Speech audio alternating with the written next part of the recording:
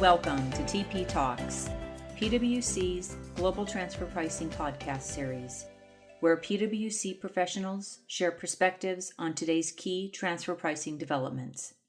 My name is Dana Hart, and we welcome you to this episode where we will discuss transfer pricing issues related to Pillar 1 of the OECD's ongoing work to address tax issues arising from the digitalizing economy. In November of 2020, we released a podcast addressing the issues raised with regard to the OECD's blueprint on Pillar 1. With the recent activity around the International Corporate Tax Framework, and given the prominent role transfer pricing plays in the application of Pillar 1, we once again will spend time today discussing several key considerations for taxpayers in light of these recent developments. And returning to the podcast today, I have Kartikeya Singh. Kartikeya is a transfer pricing partner with PwC US, Georgia Maffini from PwC UK. Georgia formerly served as the deputy head in the Tax Policy and Statistics Division at the OECD, and Stefan de Betz, senior counsel at PwC Belgium. Stefan is the moderator for today's podcast, so Stefan, over to you. Thank you, Dana. Good day, everyone. As Dana indicated, we're back today with a discussion on the latest developments on Pillar 1 of the OECD G20 Inclusive Framework on BEPS. On the 1st of July of this year, the Inclusive Framework released the so-called Statement on the Two-Pillar Solution to address the tax challenges arising from the digitalization of the economy. And that is what we want to discuss here with you today. What has changed from the 2020 blueprint that Dana indicated? What are the current scoping criteria, and what impact has it on the US, European Union, and non-European countries?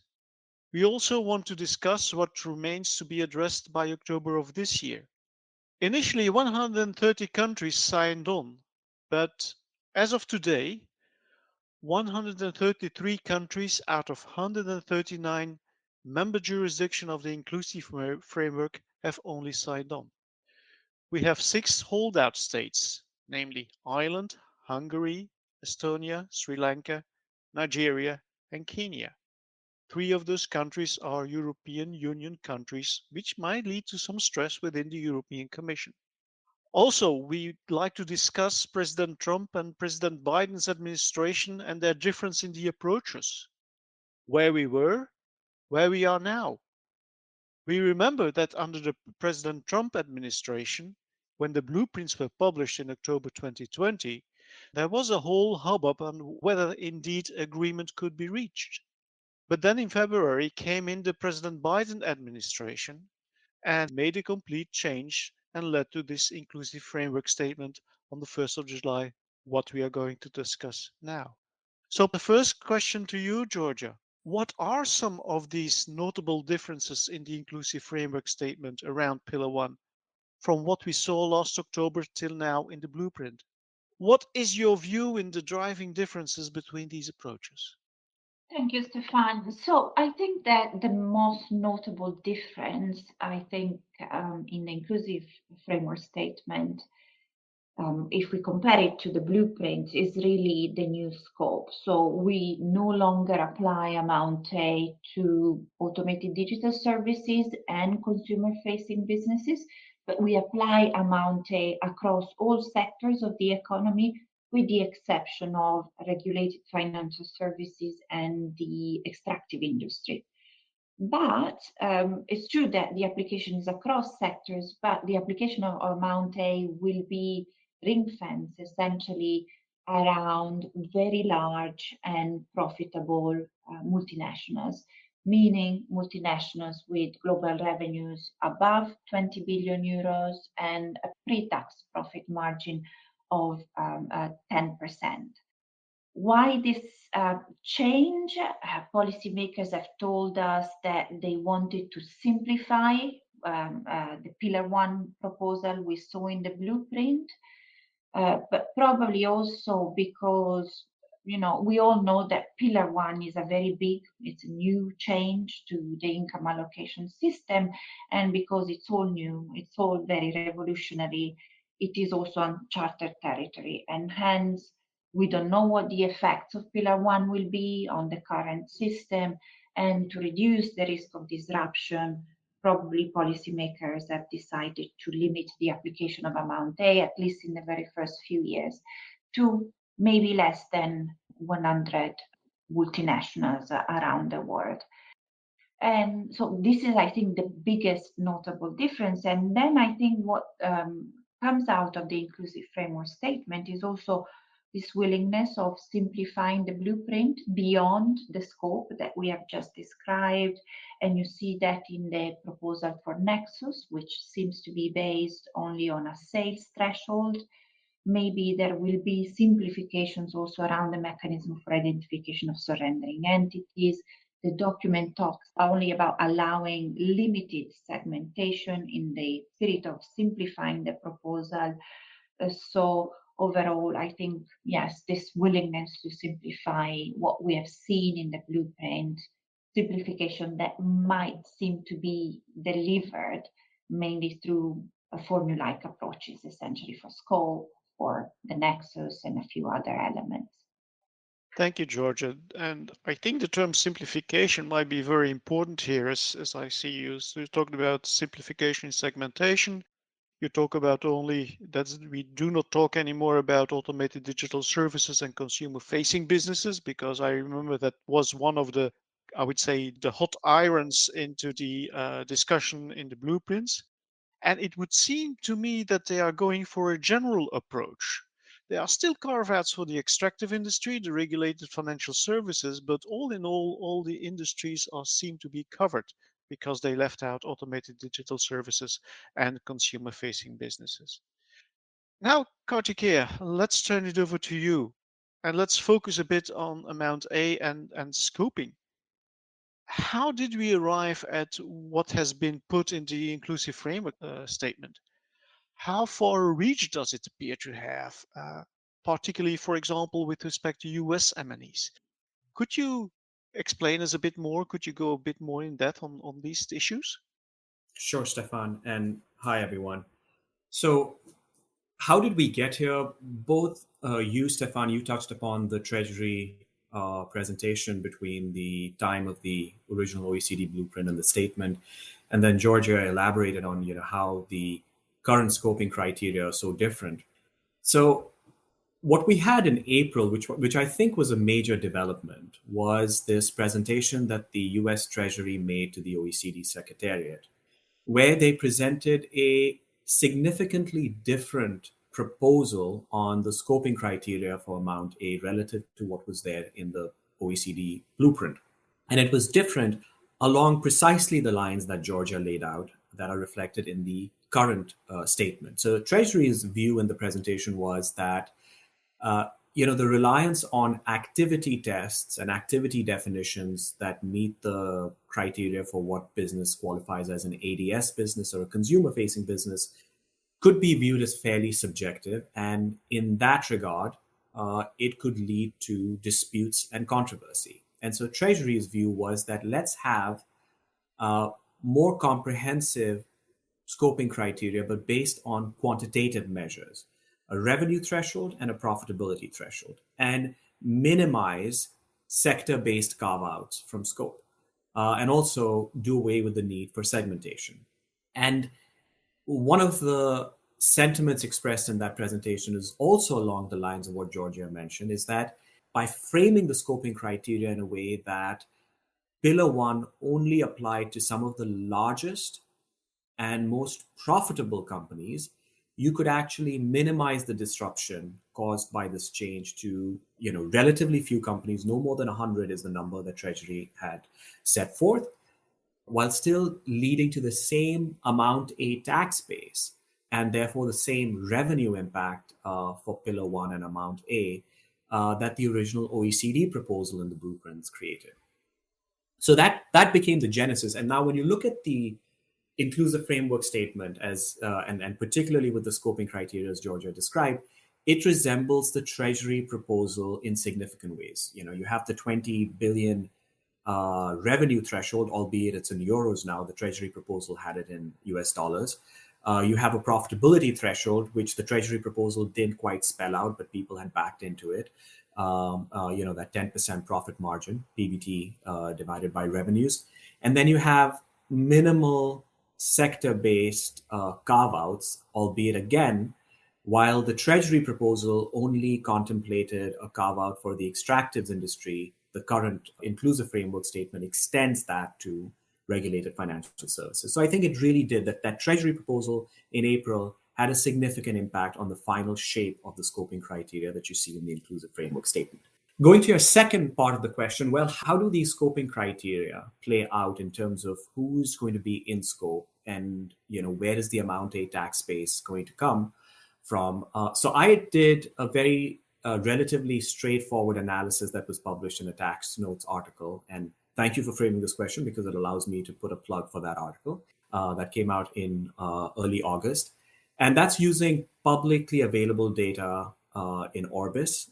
And so what I do there is I look at the latest 3 years worth of information for approximately 7,400 companies, of which about 20% are US, and then layer on those data the scoping criteria that are described in the inclusive framework statement. The scoping criteria and the amount A details, the 10% profit margin threshold, the reallocation percentage of anywhere from 20 to 30%, and then also the carve-outs for extractives and regulated financial services to see what's the makeup of the companies that will find themselves in scope and what is the makeup of the tax base. And the results are pretty stark. What you find is I estimate that there'll be somewhere around 85 companies that will be in scope. So think of that as a ballpark number that was around the same as Georgia had mentioned, fewer than 100 companies.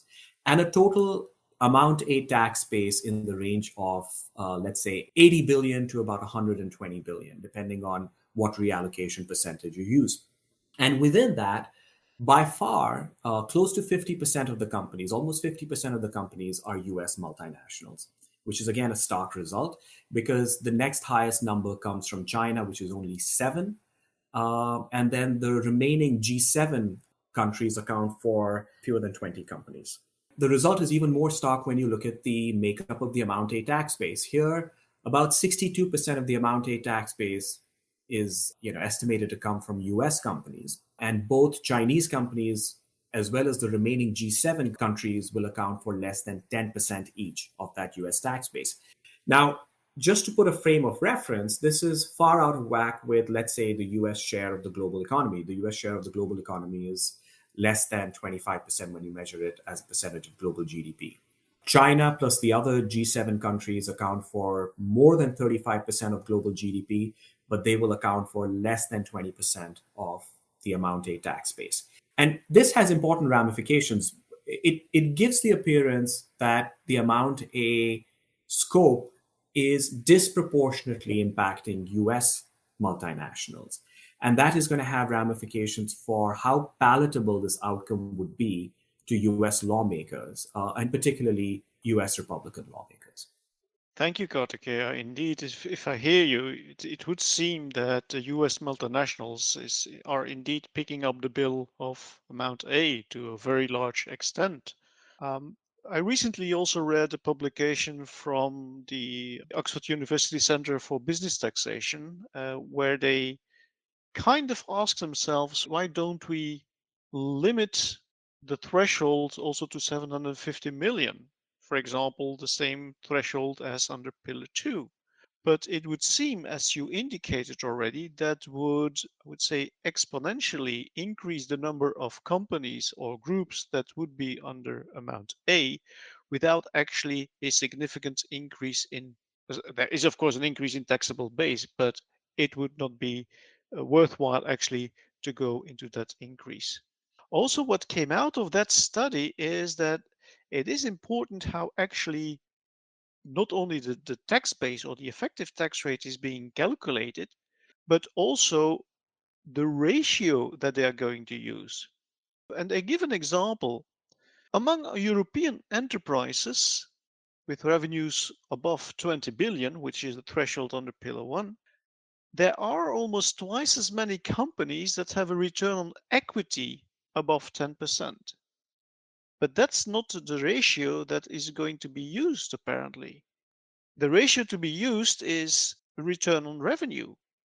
But there, the European enterprises, the European groups are much less represented. So indeed, I think in the discussions that over the month of September, that there still will be some very harsh decision making and negotiations going on, at least in my belief. Um, is there any news, perhaps, Georgia, also from other countries, how they would be involved?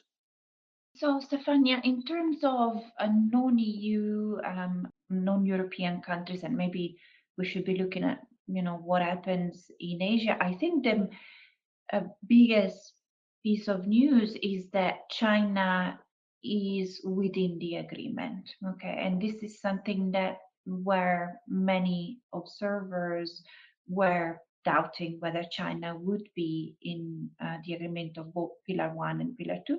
It seems that China is on board. And China, of course, although not to the extent of the US, but also has quite a few multinationals that will be in scope of Amount A.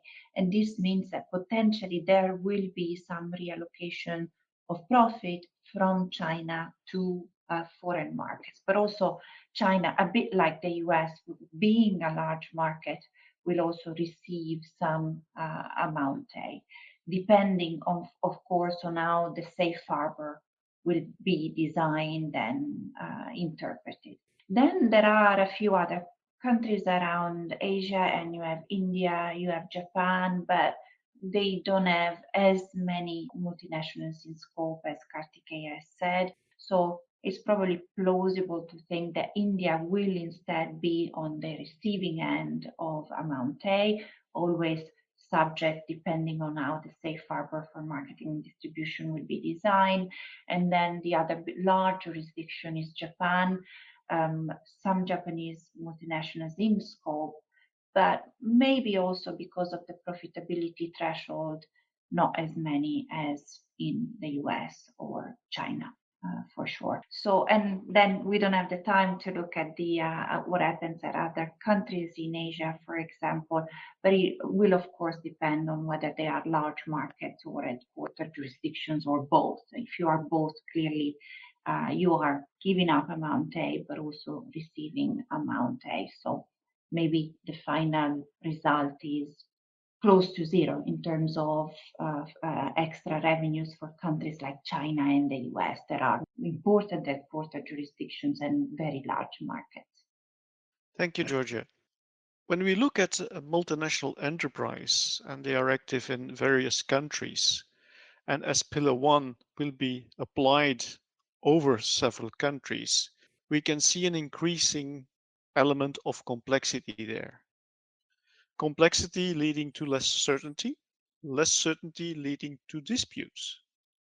And disputes are, of course, at best prevented, but at worst, they must be resolved. At least we want them to be resolved. So let's now shift to such an item, for example, dispute resolution options and uncertainty. I think there are many remaining open issues. Perhaps, Kartikeya, could you tell us a bit more about what are these remaining issues? Yeah, I'll focus on one which is at the heart of a lot of the other issues. And like you said, this is a big ticket item that needs to be resolved. Now, there are some clues and there are some concepts that are there in the original OECD blueprint. And the statement really has no more than a couple of sentences around the dispute resolution mechanism. And the part that I'm focusing on is really at the heart of the dispute avoidance or dispute resolution aspect. And that is, as Georgia said, countries will find themselves on one or the other or both sides of the equation. What I mean by that is countries will stand to receive Amount A in their capacity as market jurisdictions. And in order to avoid double taxation, there are countries that will have to cede taxing rights and cede taxable income to make up that Amount A allocation to the market jurisdictions. These are what the OECD blueprint had called relieving jurisdictions, and the taxpayers' entities within those jurisdictions being relieving entities.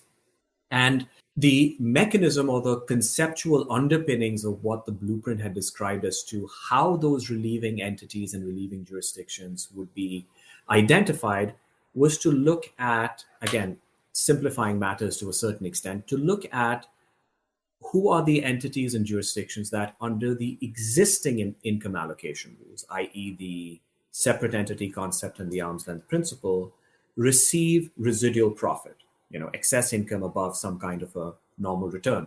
And that identification in the OECD blueprint was based on a few steps that would start with looking at those jurisdictions that, under transfer pricing standards and the operating model, have claims on things like IP ownership, entrepreneurial risks, and so on and so forth, that gave them the potential to earn residual profits. And then the steps would go through to truly identify whether those jurisdictions that were progressively shortlisted truly had such residual profits, based on seeing whether reported profits were in fact in excess of some kind of deemed nominal return on things like tangible assets and payroll expenses.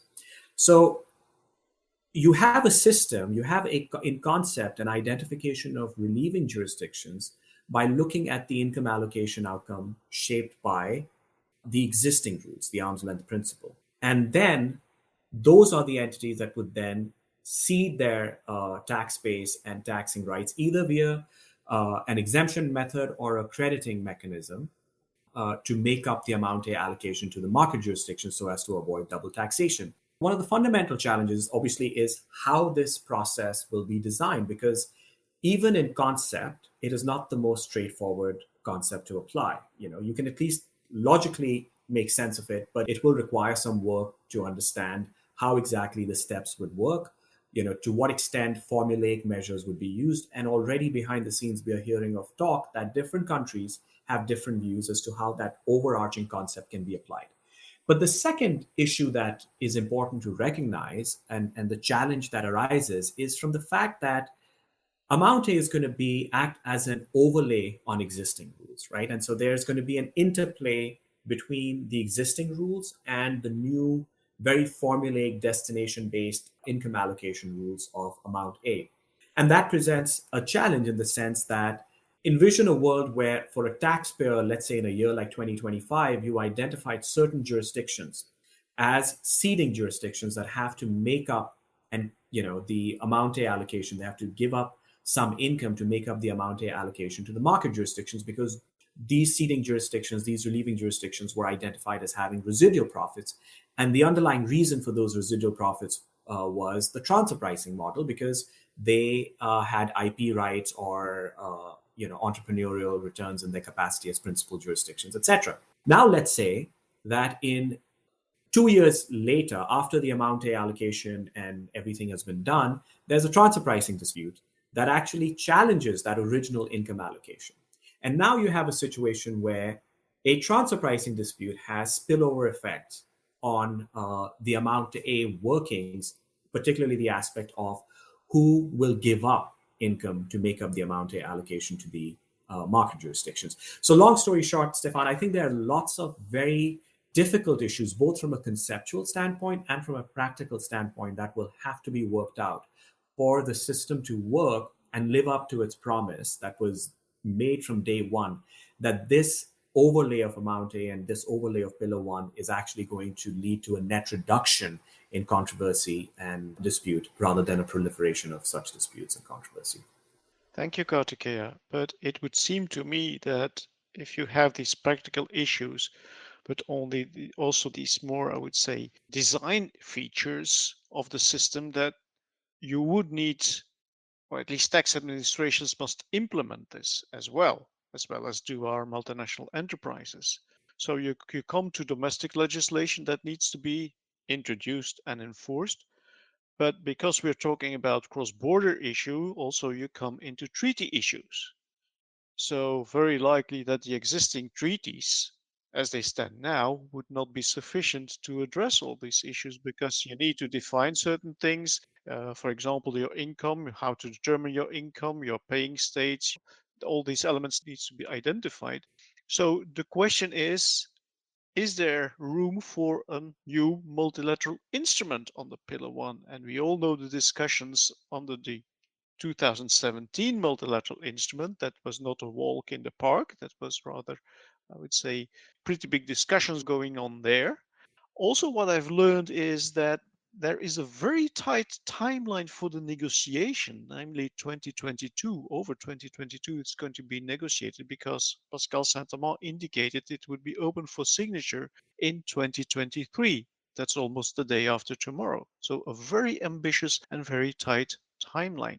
But looking back again at the experience of the first multilateral instrument, the BEPS multilateral instrument, still some countries are in the process of ratification. It was open for signature in 16, in early 17 it was signed, so 4.5 years after, still countries are ratifying it. Although it goes faster, of course, than negotiation of bilateral agreements, still there is a certain time that you would need to consider before it actually enters into effect between two countries. And a related question is also experience with the first multilateral instrument is, will everyone sign? For example, the US did not sign the first multilateral instrument.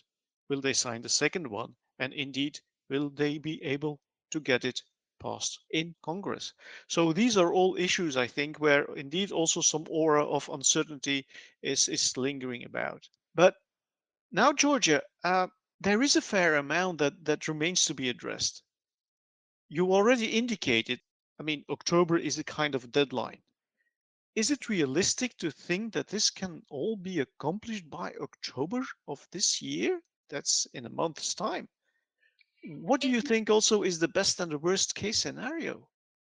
I think, Stefan, that it depends a little bit on what you want to achieve. So I think that politically it is important for some countries, also very much for the US administration, to have an agreement by the end of this year, so by the end of 2021. So, given that and given the G20 calendar, it's likely that we will see a political endorsement or political agreement of the two pillar approach at the G20 meeting in October, 15th and 16th of October. But, and this follows up from what you and Kartikeya just said, this does not mean that all the technical details will be ready by October. Far from that. And so, for all the technical details around Pillar 1, but also Pillar 2, we will need to be clearly much more patient, at least at the end of 2021, being very optimistic for the broad design of Pillar 1, but clearly we will have to wait longer for the MLI. And I really think it's plausible to think that a lot of the work on especially Pillar 1 will go on in 2022.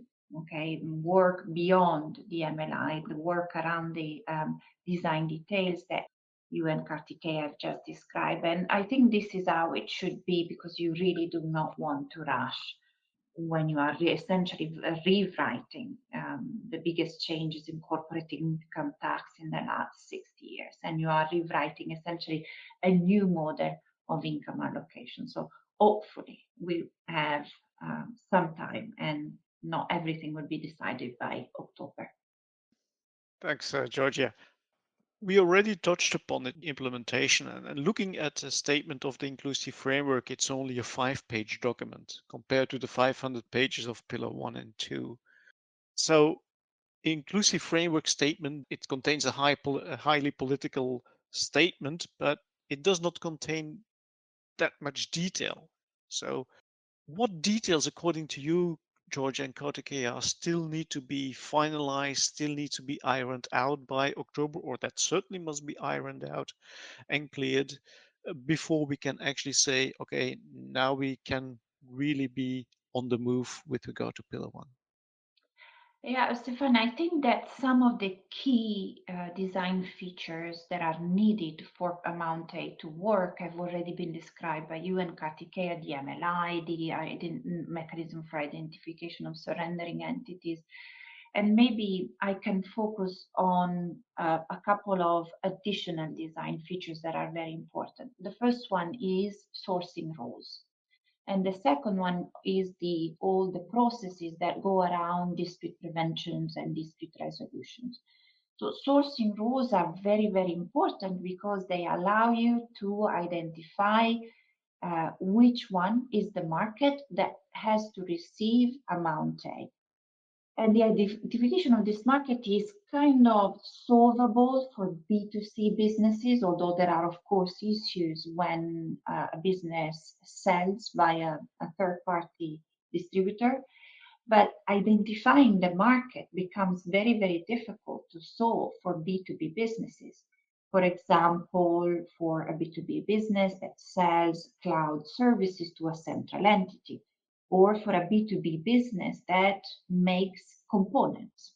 Okay, so in this case, where is the market? Is it the jurisdiction of the manufacturer, which buys the component, or is it the jurisdiction of the final customer who buys the final product that incorporates the component? So these issues are technically very difficult. So defining, delineating workable sourcing rules in this type of context, I think is a very difficult exercise and could make the compliance very difficult to do with Amount A. So but this is a fundamental piece of this architecture of Amount A.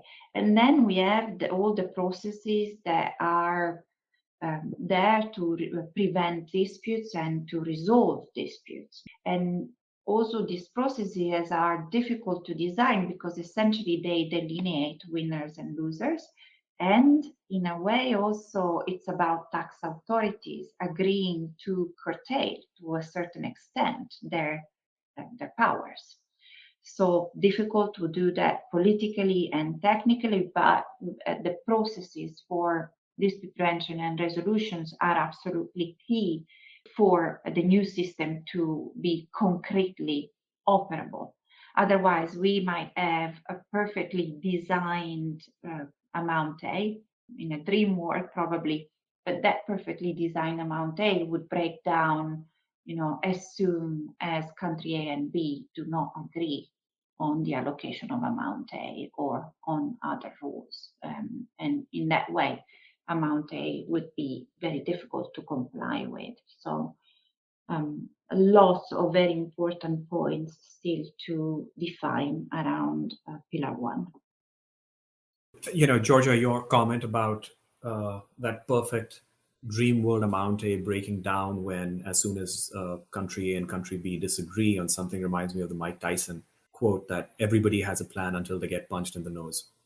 And so that might be the fate of that perfect dream world Amount A. From my perspective, Stefan, I'll take your question in a slightly different direction in terms of not the design feature challenges, but implementation challenges that you had also touched upon in your description of your discussion of the treaty issues, etc.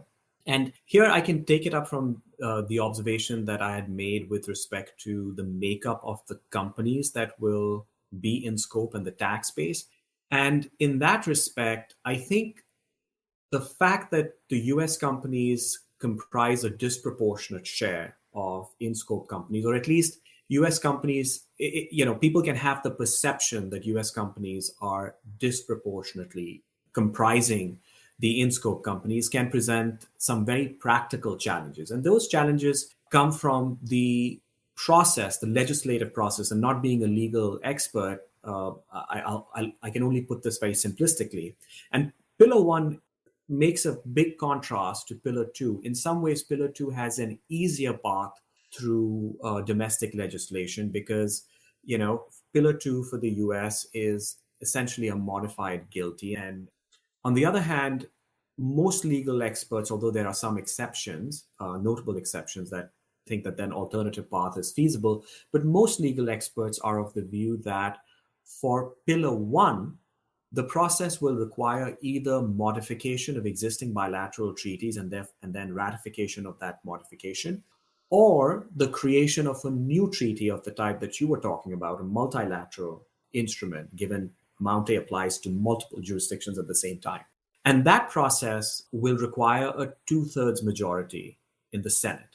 And here, the fact that the appearance is that US multinationals will be selectively targeted and disadvantaged via this proposal can present a challenge in getting agreement by at least 17 Republicans to get that two-third majority. So there are some practical challenges as presented by getting it through the domestic legislative process from a US standpoint.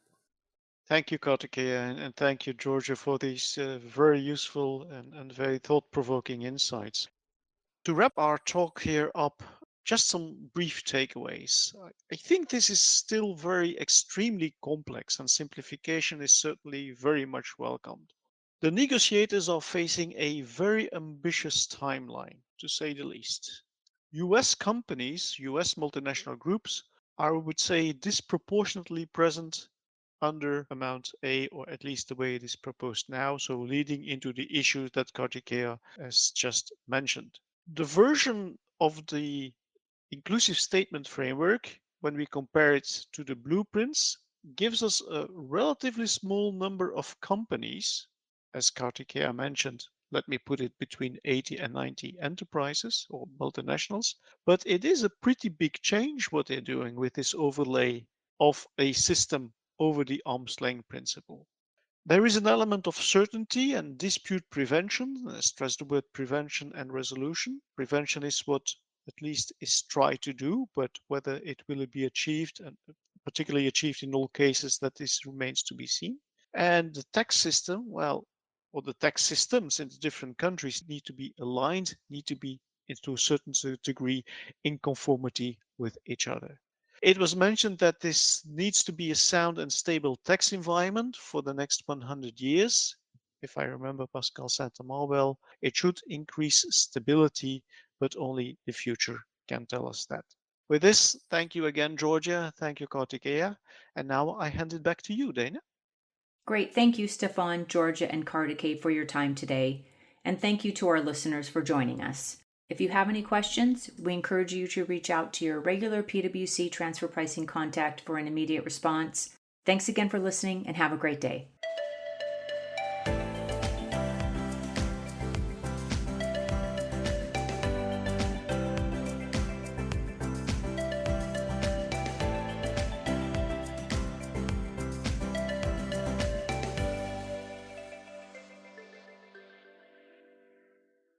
This podcast is brought to you by PwC, all rights reserved. PwC refers to the U.S. member firm or one of its subsidiaries or affiliates and may sometimes refer to the PwC network. Each member firm is a separate legal entity. Please see www.pwc.com/structure for further details. This podcast is for general information purposes only and should not be used as a substitute for consultation with professional advisors.